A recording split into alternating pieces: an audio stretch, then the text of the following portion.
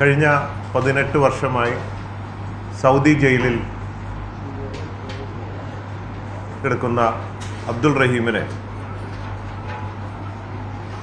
രക്ഷിച്ചെടുക്കാൻ വേണ്ടി തൂക്കുകയറിൽ നിന്നും രക്ഷിച്ചെടുക്കാൻ വേണ്ടി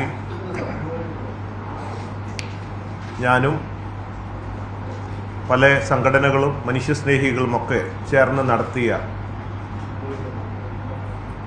യാചക യാത്ര സിനിമയാക്കാനാണ് ആഗ്രഹിക്കുന്നത്. സൗദി ജയിലിൽ കഴിയുന്ന അബ്ദുൾ റഹീമിന്റെ ജീവിതം സിനിമയാക്കാൻ ഒരുങ്ങുന്നവർക്ക് മുന്നറിയിപ്പുമായി റിയാദിലെ റഹീം മോചന നിയമസഹായ സമിതി.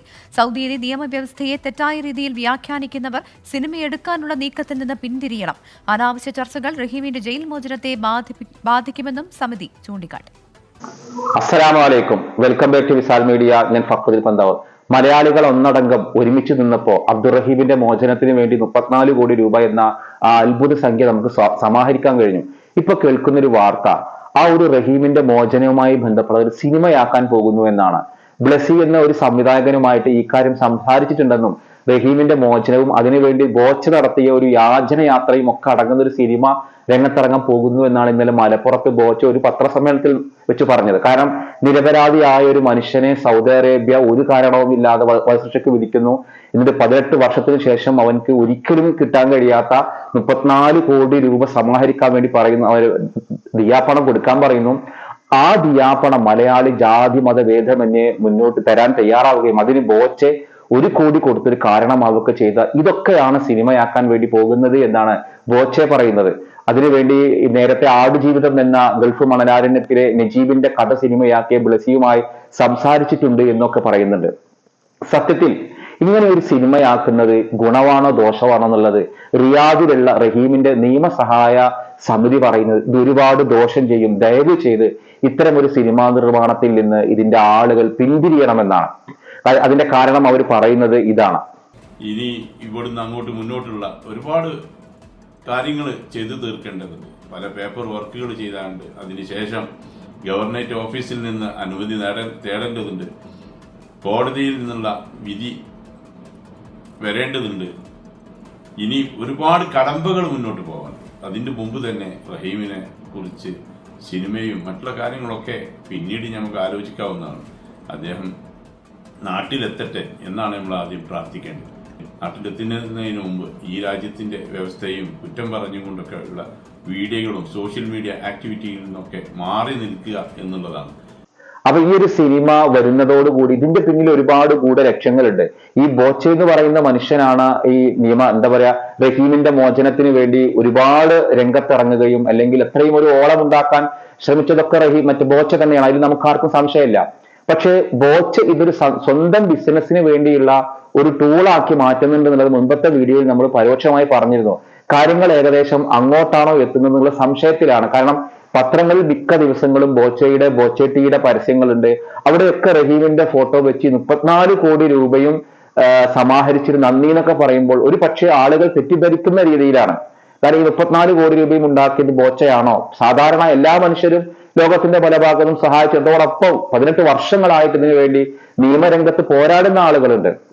ഇതൊക്കെ ഒരു വാണിജ്യവൽക്കരിക്കുന്ന രീതിയോട് ബോച്ചയോടുള്ള എല്ലാ അഭിനന്ദനങ്ങളും എല്ലാ സന്തോഷങ്ങളും സമ്മതിക്കുന്നതോടൊപ്പം ഇതൊരു സിനിമയാക്കുന്നത് ശരിയാണോ എന്നുള്ളതൊരു പുനർവിചിന്തനം നടത്തേണ്ടതുണ്ട്. കാരണം അതുകൊണ്ട് ആർക്കാണ് നേട്ടമുള്ളത്?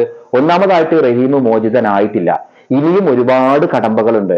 സൗദി അറേബ്യയിൽ വെറുതെ ഒരു നിരപരാധിയെ ശിക്ഷിച്ചു എന്ന രീതിയിലേക്കൊക്കെ വ്യാഖ്യാനിച്ചു കഴിഞ്ഞാൽ ഇത് ഒരു തരത്തിലും റഹീമിന് അനുകൂലമാവില്ല.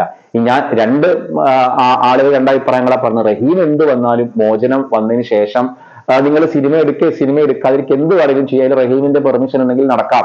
ബോച്ചയ്ക്ക് താല്പര്യമാണെന്ന് ചെയ്തോളൂ. പക്ഷെ റഹീം മോചിതനാകുന്നതിന് മുൻപ് നമ്മുടെ നാട്ടിലുള്ള പല ആളുകളുടെ പരാമർശങ്ങളും അല്ലെങ്കിൽ പല രീതിയിലുള്ള വ്യാഖ്യാനങ്ങളും ഒരു നിരപരാധിയായ ഒരു റഹീമിനെ അല്ലെങ്കിൽ ഒരാളെ സൗദി അറേബ്യ വധശിക്ഷ വിധിച്ചു എന്നുള്ളതാണ്. ഒരിക്കലും സൗദി നിയമം അനുസരിച്ച് റഹീം ഒരു നിരപരാധിയല്ല. റഹീമിന്റെ കാരണം അത് അബദ്ധവശാലാവട്ടെ അല്ലാതാവട്ടെ ഒരു കുഞ്ഞ് കൊല്ലപ്പെടുകയും ആ കൊല്ലപ്പെട്ട കുഞ്ഞിനെ രക്ഷിക്കുന്നതിന് പകരം അവിടെ ഒരു കഥയുണ്ടാക്കി തന്നെ ആരോ ആക്രമിച്ചു പറഞ്ഞ് കയറൊക്കെ ഇട്ട് കെട്ടിയുണ്ടാക്കുക ചെയ്തപ്പോ അവിടുത്തെ ആ രാജ്യത്തിന്റെ കണ്ണിൽ റഹീം ബോധപൂർവമാണ് ആ കുറ്റകൃത്യം ചെയ്തത്. അല്ലെങ്കിൽ ആ കുറ്റകൃത്യം മറച്ചു വെക്കാൻ ശ്രമിക്കുന്നത് ഗുരുതരമായ തെറ്റാണ്. എല്ലാ രാജ്യത്തും അങ്ങനെ തന്നെയാണ്. അപ്പൊ ആ രീതിയിലൊക്കെ ഉള്ള ഒരു പിഴവാണ് റഹീമിന്റെ പേരിലുള്ളത്. അതുകൊണ്ടാണ് വധശിക്ഷ വിധിച്ചത്. പക്ഷെ അവിടുത്തെ ഒരു ആനുകൂല്യമാണ് അവൻക്ക് അവന്റെ സഹോദരിമാര് പ്രായപൂർത്തിയാകും മുമ്പ് വധശിക്ഷ നീട്ടിവെച്ചു. അതേപോലെ അവർക്ക് ദിയാപണം സ്വീകരിക്കാൻ ആ കൊല്ലപ്പെട്ട കുടുംബങ്ങളുടെ യുവാവിന്റെ അവകാശികൾ തയ്യാറായി. നമ്മൾ ആ സ്വപ്നതുല്യമായ സംഖ്യയൊക്കെ പിരിച്ചു കൊടുത്തു.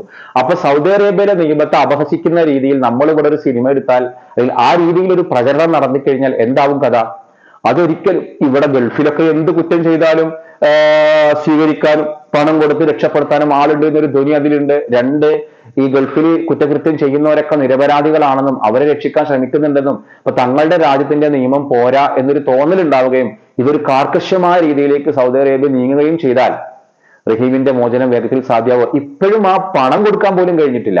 ഈ 34 കോടി രൂപ നമ്മുടെ ഇന്ത്യൻ എംബസിയിലേക്ക് കൈമാറണമെങ്കിൽ കേന്ദ്ര വിദേശകാര്യ മന്ത്രാലയത്തിന് അനുമതി കിട്ടണം. അതുപോലും കിട്ടിയിട്ടില്ല. അത് വ്യത്യസ്ത ഗഡുക്കളായിട്ട് ഇന്ത്യൻ എംബസി വഴി അത് അവിടേക്ക് കൈമാറുന്ന ഒരുപാട് പ്രോസസ്സിംഗ് നടക്കുന്നുണ്ട്. നമ്മൾ എവിടെന്നെങ്കിലും കേൾക്കുമ്പോഴേക്ക് റഹീം നാളെ വരും മറ്റന്നാൾ വരും എന്നൊന്നും പ്രതീക്ഷിച്ചിട്ട് ഞാൻ അന്ന് പറഞ്ഞിരുന്നു 1 മാസത്തിലേറെ കഴിയേണ്ടി വരും റഹീമിന്റെ മോചനത്തിന്.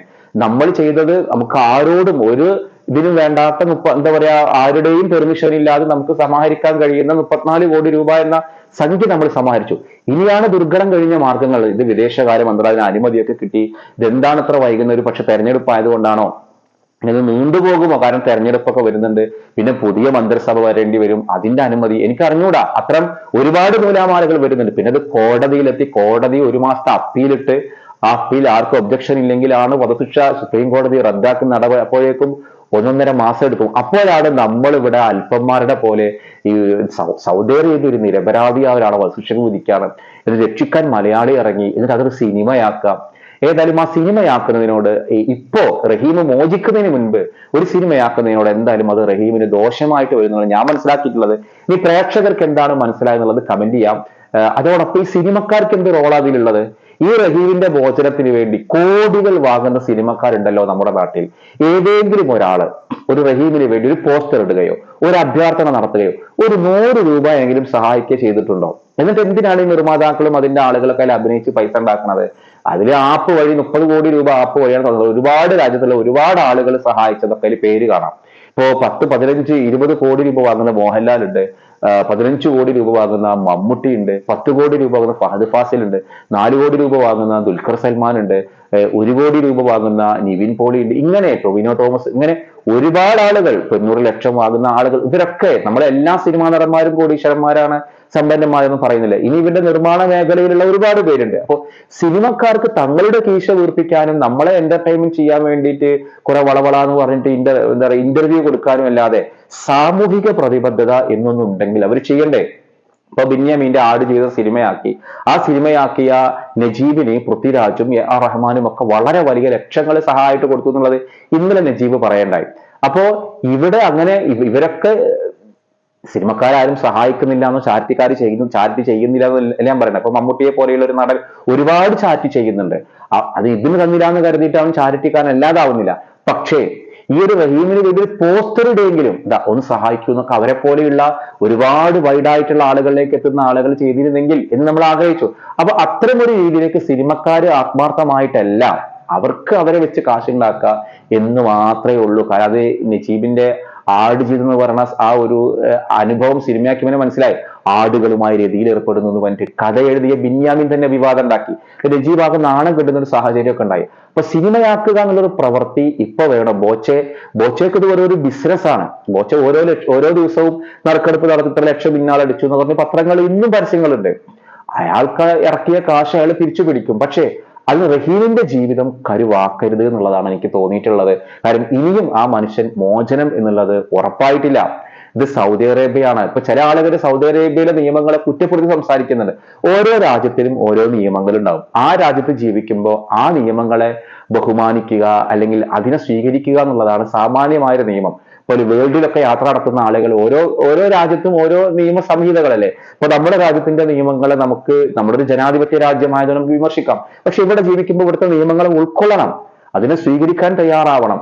ജനാധിപത്യപരമായ നമ്മുടെ ഒരു അവകാശം നിലക്ക് നമുക്ക് തെറ്റായിട്ട് പോകുന്ന കാര്യങ്ങളെ വിമർശിക്കാമെന്നല്ലാതെ സ്വീകരിക്കില്ല എന്നൊന്നും പറയാൻ കഴിയില്ല. അപ്പോ സൗദി അറേബ്യ പോലെയുള്ള രാജ്യങ്ങളിൽ ഒരു ഡെമോക്രാറ്റിക് കൺട്രി അല്ല, അതൊരു കിങ്ഡം ആണ്. അപ്പൊ അവിടെ വേറെ ഓപ്ഷൻ ഒന്നും ഇല്ല. അപ്പൊ അതുകൊണ്ട് തന്നെ അവിടുത്തെ നിയമങ്ങളെ നമ്മൾ പരിഹസിച്ചിട്ട് ഈ ഒരു സിനിമ ഇറക്കുന്ന ഒരു രീതി ഒരിക്കലും എന്തല്ല, ശരിയല്ല. അത് റഹീമിന്റെ മോചനത്തെ വീണ്ടും നീട്ടിക്കൊണ്ടുപോകാൻ സാധിക്കാം.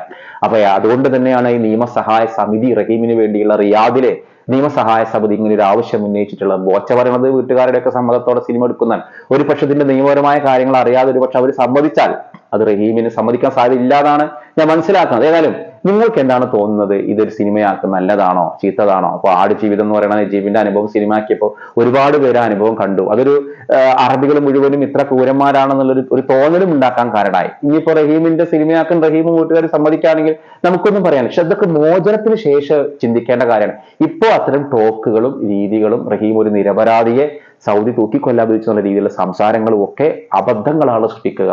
അപ്പൊ ഏതായാലും നിങ്ങളുടെ അഭിപ്രായങ്ങൾ കമന്റ് ചെയ്യണം. കൂട്ടത്തിൽ ഇന്നൊരു ചോദ്യം, ഈ ദൂരദർശൻ എന്ന് പറയുന്ന നമ്മുടെ ഒരു പഴയ ചാനൽ ഉണ്ടല്ലോ, നമ്മുടെ ഭാരതത്തിന്റെ സർക്കാരിന്റെ ചാനൽ, അതിന് മുൻപ് ഇതുവരെ ചുവപ്പ് കളറിലായിരുന്നു ലോഗോ. ഇപ്പോ അതിന്റെ ലോഗോ കളർ മാറ്റി. ഏത് കളറിലേക്കാണ് ഈ ഒരു ദൂരദർശന്റെ ലോഗോ മാറ്റിയത് എന്നതാണ് ചോദ്യം. ഉത്തരം കമന്റ് ചെയ്യണം. ഇൻഷാ അല്ലാഹ് മറ്റൊരു ദിവസം മറ്റൊരു വീഡിയോയുമായി വീണ്ടും കാണാം. അസ്സലാമു അലൈക്കും.